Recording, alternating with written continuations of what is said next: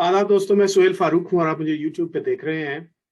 Video शुरू करने से पहले मेरे चैनल को सब्सक्राइब कर लीजिएगा, घंटी के बटन को दबा लीजिएगा ताकि आने वाली तमाम वीडियोस के बारे में आपको बर वक्त इत्तला मिल सके।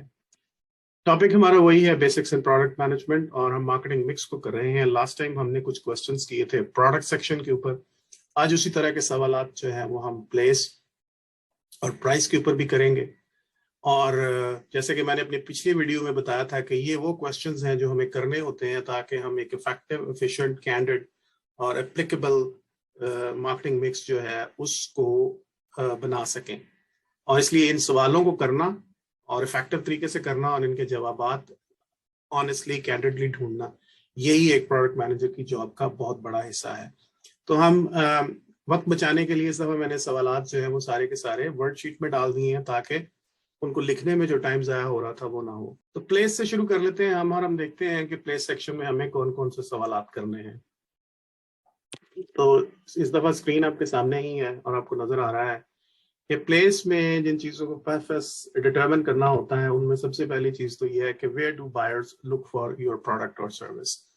यानी लोकेशन जो है वो बहुत इंपॉर्टेंट रोल प्ले करती है कि बायर्स जाते कहाँ पे हैं। जब हम मार्केटिंग मिक्स को प्रिलिमिनरी बेसिस के ऊपर डिफाइन कर रहे थे तो हम ये सवाल और इसको डिफाइन हम कर चुके थे कि प्लेस क्या होती है और कहाँ पे वो जगह जहाँ पे बायर अपनी नीड्स के मुताबिक प्रोडक्ट जो है या कोई सर्विस जो है उसको ढूंढने के लिए जाता है और वहां से उसको उसको उसकी नीड और उसकी वांट के मुताबिक वहां से वो प्रोडक्ट उसकी मर्जी की प्राइस पे मिल जाती है।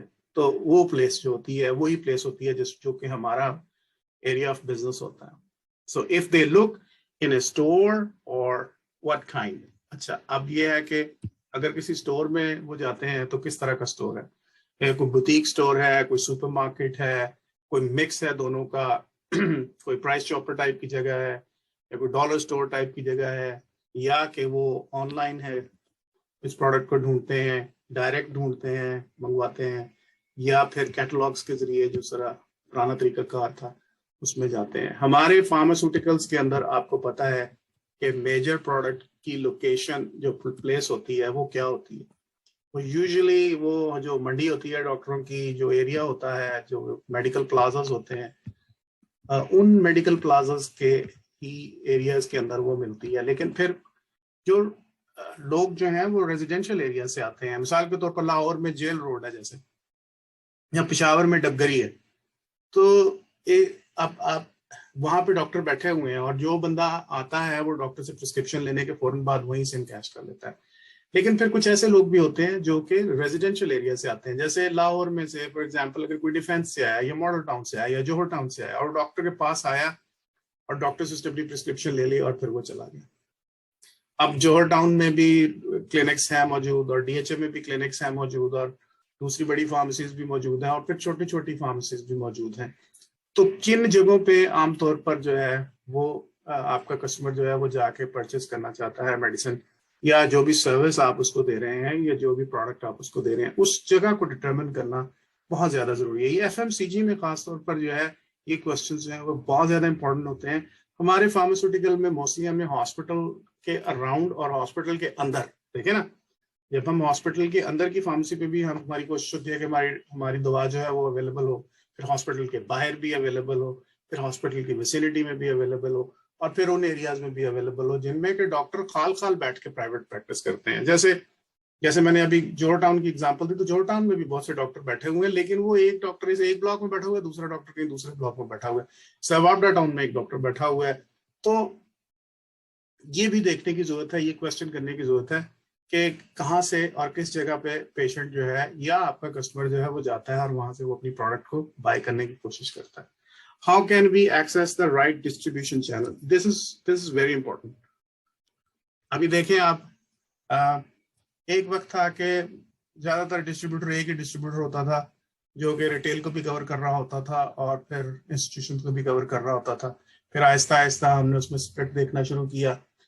पहले डायरेक्ट ही मेडिसिन चली जाती थी स्टोर्स के ऊपर, जो बल्क स्टोर्स होते थे जैसे हॉस्पिटल्स के स्टोर्स हैं।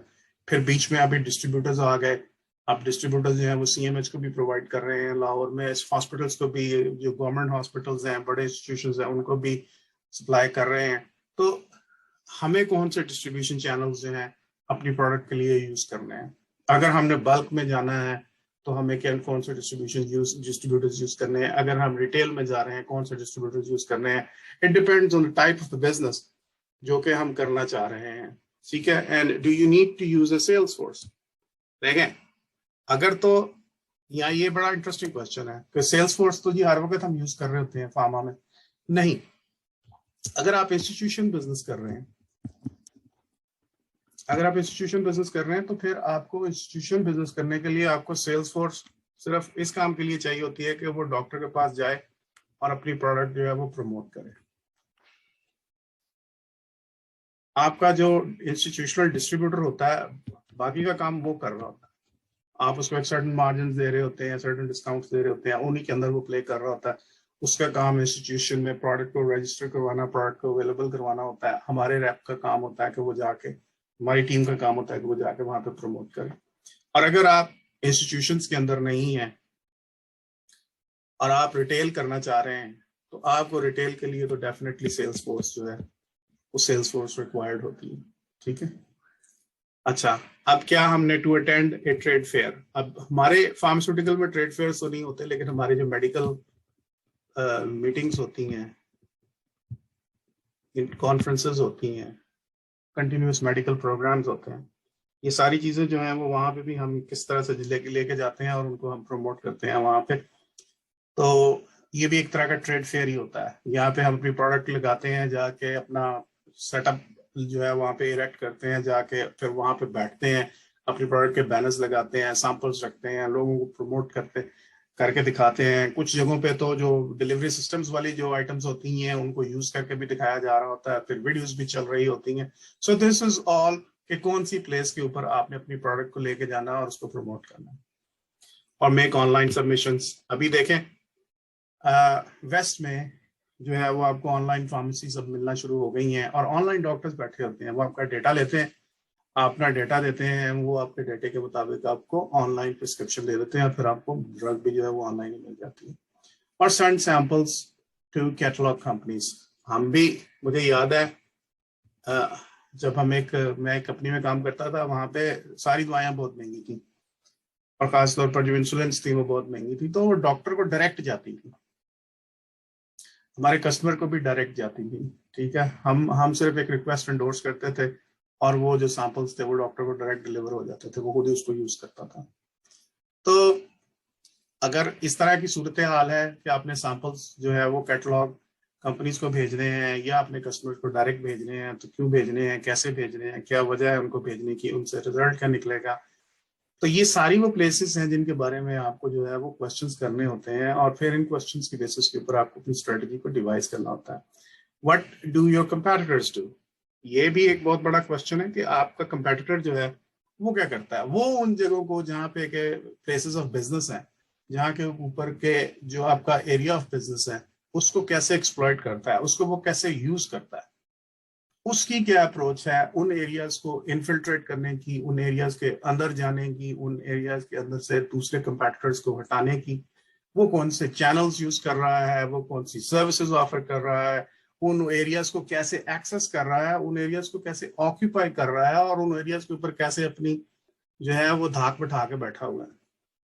How can you learn from that और डिफरेंशिएट। आपको अपने कंपेटिटर से आपका जो सीखना है वो तो बहुत इंपॉर्टेंट है। इसीलिए साइमन सिनिक जैसे लोग जो हैं वो आजकल कंपेटिटर्स को जो है कंपेटिटर्स नहीं कहते हैं, वो उनको वर्दी राइवल्स कहते हैं, क्योंकि कंपेटिटर्स के अगेंस्ट तो शायद आपकी फीलिंग जो होती है वो बड़ी कंपेटिटिव फीलिंग होती है, इसलिए आप उससे कुछ सीखना नहीं चाह रहे होते। लेकिन जो आपका वर्दी राइवल होता है वो आपको, आपके लिए जो होता है उसके पास बहुत से लेसन्स होते हैं और वो कई जगह पे ऐसा भी हो जाता है कि आप उसको रोल मॉडल बना के उस मॉडल को फॉलो करते हैं।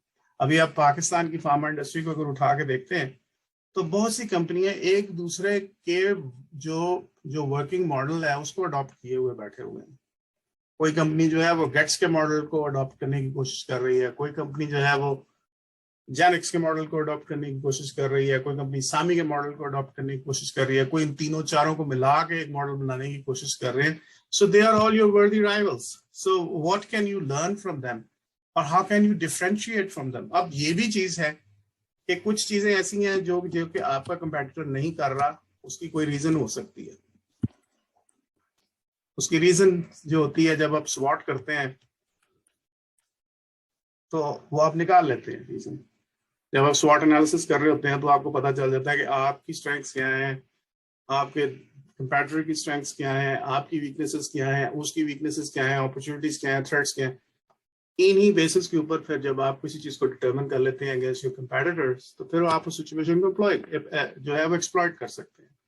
से अगर आपका कंपैटिटर जो है उसके पास फील्ड फोर्स कम है और आपके पास फील्ड फोर्स ज्यादा है, तो फिर आप हर छोटी छोटी जगह पे, जैसे सामी कंपनी एक है पाकिस्तान में, उन्होंने हर छोटी छोटी जगह पे भी बंदा बेस कर दिया। तो जो बंदे बेस जब कर दिए हैं तो वहां पे तो वो तो बंदा हर रोज वहीं पे जा रहा है, हर डेली बेसिस पे, सुबह भी मिल रहा है, शाम को भी मिल रहा है। और एक कंपनी का मेडिकल रैप एक हफ्ते में एक दफा आता है। और फिर जो बड़ी ज्यादा कंपनी है जो कि अपने आप को समझती है कि हमारी डॉक्टर लिस्टें जो है वो ABC के ऊपर बनी हुई है और हमने C क्लास को महीने में एक दफा मिलना है, वो एक दफा मिल के जा रहा है। तो प्लेस के ऊपर ऑक्यूपेंसी, प्लेस के ऊपर विजिबिलिटी, प्लेस के ऊपर एक्सेस, ये सारी चीजें जो है ये डिटरमिन करेंगी कि आपको कैसे इस सारी चीज को जो है वो लेके चलना है। ठीक है, तो ये वो क्वेश्चंस हैं जो कि आपको प्लेस से रिलेटेड क्वेश्चंस है, ये जो आपको है ये करने हैं। अभी हम देखते हैं कि हमें जो दूसरी एक थर्ड P जो है, अब उसको भी देख लेते हैं कि वो क्या है। प्लेस के ऊपर किए थे, उसी से मिलते जुलते क्वेश्चन हमें प्राइस के ऊपर भी करने हैं, ताकि हम एक आइडियल किस्म का मार्केटिंग मिक्स जो है वो प्रिपेयर कर सकें। So what is the value of the product और सर्विस टू द बायर। जो सर्विस वो खरीद रहा है, क्या उस सर्विस के जो पैसे वो दे रहा है या जो उस प्रोडक्ट के जो पैसे दे रहा है, क्या वो वर्थ स्पेंडिंग है कि नहीं है। ठीक है, और आप इस लेवल के ऊपर तो आपको वैल्यू वर्सेस प्राइस जो है, इस चीज का बड़ी अच्छी तरह से इल्म होता है कि वैल्यू वर्सेस प्राइस क्या होती है। आमतौर पर जो हम कहते हैं, कई दफा मुझे याद है कि जब हमें मुश्किल सवाल किया जाता था, जी ये आपकी प्रोडक्ट महंगी बहुत है, तो हम यही क्वेश्चंस करते थे कि जी प्राइस से ज्यादा है या कॉस्ट ऑफ ट्रीटमेंट ज्यादा है। देखें, ये जो है ये कैच क्वेश्चन है, प्राइस ज्यादा है या कॉस्ट ऑफ ट्रीटमेंट ज्यादा है। तो प्राइस तो हो सकता है कि आपको ज्यादा लग रही हो, लेकिन कॉस्ट ऑफ ट्रीटमेंट जो है आप प्राइस के साथ कवर कर सकते हैं। तो प्राइस, कॉस्ट ऑफ ट्रीटमेंट जो है वही उसकी वैल्यू है। तो जो पैसे वो खर्च कर रहा है, क्या उन पैसों के बराबर उसको वो वैल्यू मिल रही है कि नहीं मिल रही, जिसके ऊपर के आपका आपका कस्टमर जो है या आपका बायर जो है वो जा रहा है। अगर वो पैसे खर्च करके वो वैल्यू जो है जो कि वो परचेस करना चाह रहा है, वो वैल्यू उसको मिल रही है, देन इट्स वर्थ बाइंग। लेकिन अगर सर्विस महंगी है या प्रोडक्ट महंगी है, प्राइस ज्यादा है, कॉस्ट इफेक्टिव नहीं है, तो फिर डेफिनेटली ये प्रोडक्ट जो है ये पिट जाएगी या ये सर्विस जो है ये पिट जाएगी। Are there established price points for products or services in the area। अब ये प्लेस का क्वेश्चन भी आ गया और ये प्राइस का क्वेश्चन भी आ गया। ऐसे एरियाज में कोई ऐसे प्राइस पॉइंट्स तो नहीं है जहाँ के प्रोडक्ट के सर्विस जो है वो कोई थोड़ी डिफरेंट प्राइस के ऊपर बिक रही है। आपको पता है कि पाकिस्तान में हमारे, जब मैं तो जब काम करता था तो मुझे पता है कि कुछ स्टोर्स ऐसे थे जो कि जिनको के कंपनीज लीगली ऑफिशियली उनके डिस्काउंट अप्रूव कर देती। कुछ फार्मेसीज ऐसी होती हैं जिनके 5 से 7% डिस्काउंट जो है वो अप्रूव हुए होते हैं, ताकि उनके पास पेशेंट इन्फ्लक्स ज्यादा होता है, तो वो डिस्काउंट जो है वो पेशेंट को पास ऑन करने के लिए जो है हम उनको डिस्काउंट्स दे देते हैं। तो इसी तरह से ये सवाल करना भी बहुत इंपॉर्टेंट है प्राइसिंग करते हुए प्रोडक्ट की। तो प्राइसिंग बहुत इंपॉर्टेंट है। अगर आपकी प्रोडक्ट जो है वो रिसर्च प्रोडक्ट है, कंपेटिटर कोई नहीं है, तो आप प्राइसिंग करते हुए डिफरेंट फैक्टर्स को मद्देनजर रखेंगे। और अगर आपकी प्रोडक्ट जो है वो जेनेरिक या मीटू जिसको हम कहते हैं वो है, तो फिर आप डिफरेंट मेथडोलॉजी जो है वो प्राइसिंग करते हुए अडॉप्ट करेंगे। जब हम प्राइसिंग को चेक करेंगे तो हम देखेंगे कि हम दो मेन चीजें जो है, दो स्ट्रेटजीज हैं प्राइसिंग की, हम उनको डिस्कस करेंगे। एक को हम कहते हैं प्राइस स्कीमिंग स्ट्रेटजी और एक को हम कहते हैं प्राइस पेनिट्रेशन स्ट्रेटजी।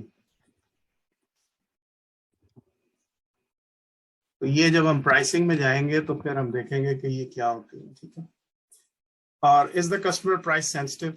अब ये देख लें, आपका कस्टमर, बहुत से कस्टमर आजकल पाकिस्तान में तो जो आपका डायरेक्ट कस्टमर है वो आपका डॉक्टर होता है फार्मा में, तो 80% डॉक्टर जो है वो प्राइस कॉन्शियस ही होते हैं, बल्कि 80% भी मेरा ख्याल मैंने कम लिखा है, क्योंकि प्राइस के ऊपर आपको बहुत ज्यादा जो है वो इश्यूज आते हैं।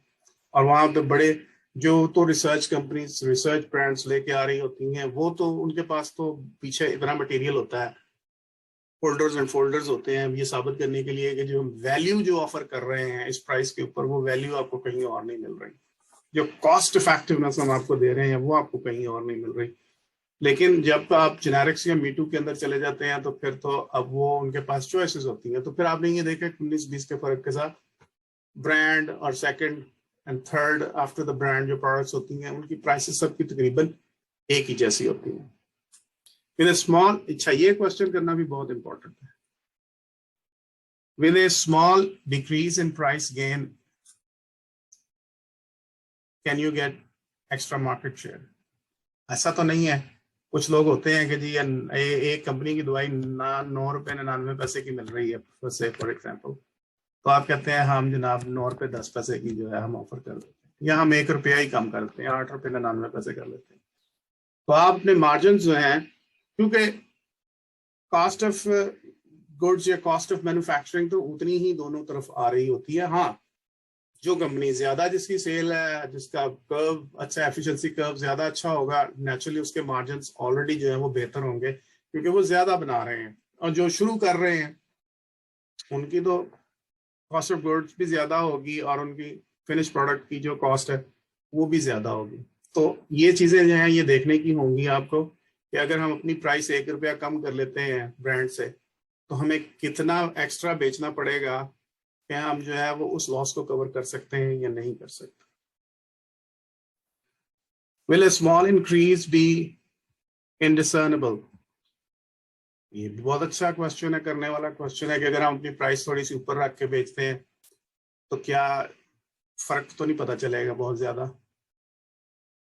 And so gain you extra profit margin, तो अगर हम थोड़ी सी प्राइस बढ़ा लेते हैं तो हम हमारे प्रॉफिट मार्जिन थोड़े से ज्यादा हो जाएंगे। ये सारे क्वेश्चन जो हैं ये बड़े इंपॉर्टेंट क्वेश्चन है।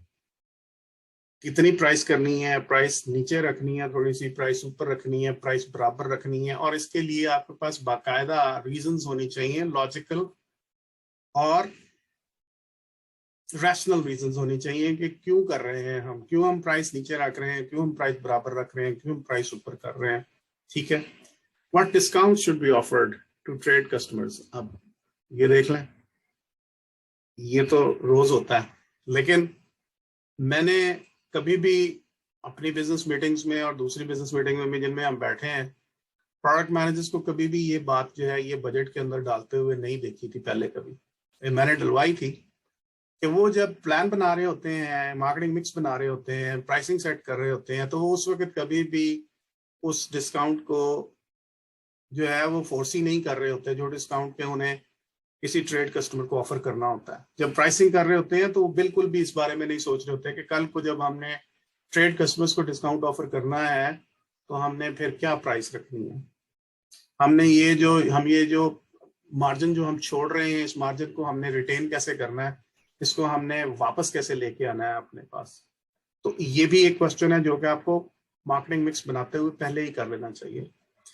And to the other segment, specific segments of your market, तो जहां पे भी आपने डिस्काउंट्स भी देने हैं, ट्रेड कस्टमर्स को देने हैं या किसी स्पेसिफिक सेगमेंट को देने हैं, हॉस्पिटल को देने हैं, डिस्ट्रीब्यूटर को देने हैं, ये आपको प्राइसिंग करते हुए, मार्केटिंग मिक्स बनाते हुए आपको पहले से डिटरमिन कर लेना चाहिए।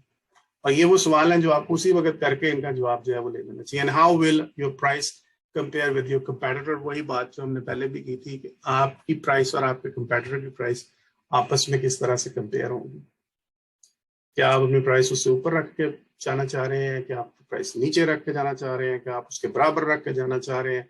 अगर आपका जो कंपेटिटर है जिसको आप चेस कर रहे हैं, जिसको आप फॉलो कर रहे हैं, वो ब्रांड लीडर है, तो उसके बराबर रख के जाएंगे तो क्या उसके आफ्टर मैथ क्या होगा, बेनिफिट्स क्या हो सकते हैं, डिसएडवांटेजेस क्या हो सकते हैं। तो ये सारी चीजें जो हैं, ये सारे क्वेश्चंस जो हैं ये आपको पहले ही कर लेने चाहिए। पहले कर लेंगे तो उसका एक फायदा आपको ये होगा आप मार्केटिंग मिक्स बनाते हुए इस पोजीशन में होंगे कि आप पूरी जो जो जो ये सारी चीजें जो है इनको आप फोर्स ही कर लेंगे कि आपको प्राइस के ऊपर जो है कल को कोई जो है वो सरप्राइज ना आए, आपको डिस्ट्रीब्यूशन चैनल्स के ऊपर या प्लेसेस ऑफ प्रमोशन के ऊपर कोई कोई कोई सरप्राइज ना आए, आपको प्रोडक्ट की इफेक्टिवनेस एफिशिएंसी के ऊपर, उसकी नीड वांट बेनिफिट सेलिंग के ऊपर जो है कोई इस तरह के सरप्राइजेस नहीं आने चाहिए जिस तरह के कि आप कल को कहें कि यार ये तो हम एंटिसिपेट नहीं कर रहे थे और ये हमारे साथ क्या हो गया। तो these are the questions that you must ask. ठीक है, नेक्स्ट टाइम हम प्रमोशन जो कि लास्ट सेगमेंट होगा मार्केटिंग मिक्स का, उसके ऊपर क्वेश्चंस लेके आएंगे, उनको डिस्कस करेंगे कि कौन से क्वेश्चंस करने चाहिए और फिर हम मार्केटिंग मिक्स को क्लोज करके मजीद आगे बढ़ेंगे। आज के लिए इतना ही काफी है। Thank you very much.